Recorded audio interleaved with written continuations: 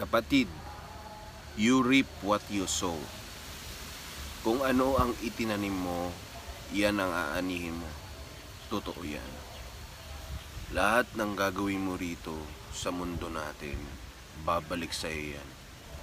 Kahit ano, in different form, gumawa ka ng masama, gumawa ka ng panlalamang sa kapwa mo, you will reap it. Yes, teka lang.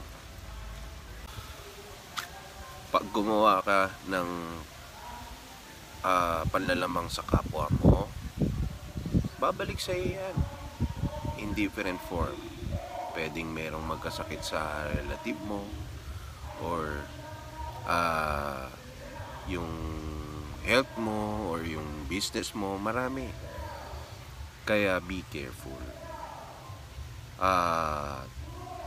Lahat naman din na itatanim mo na maganda, kabutihan, or good contribution mo dito sa mundo, eventually babalik din sa iyan ng positive. Huwag ka nga lang mag-i-expect na oy, babalik sa akin to, kailangan bigyan ko to para bumalik sa akin ng marami. Pag ganun ang intention mo, hindi babalik sa iyan. Okay? Dapat kusa sa loob mo na gusto mong ibigay itong bagay na to, gusto mong tumulong, kasi para sa din yan, masarap sa pakiramdam yan eh.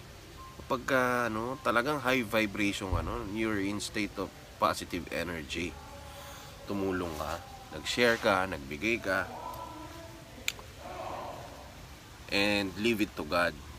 Actually, di mo naman kailangan gawing proud yung paligid mo sa'yo eh. O kaya ikaw, sarili mo, hindi mo kailangang ma-proud ka sa sarili mo. Make Him proud. Let's make Him proud. Ang Panginoon, kailangan siya ang i-please natin.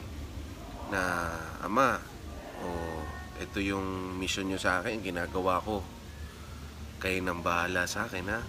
Parang ganun.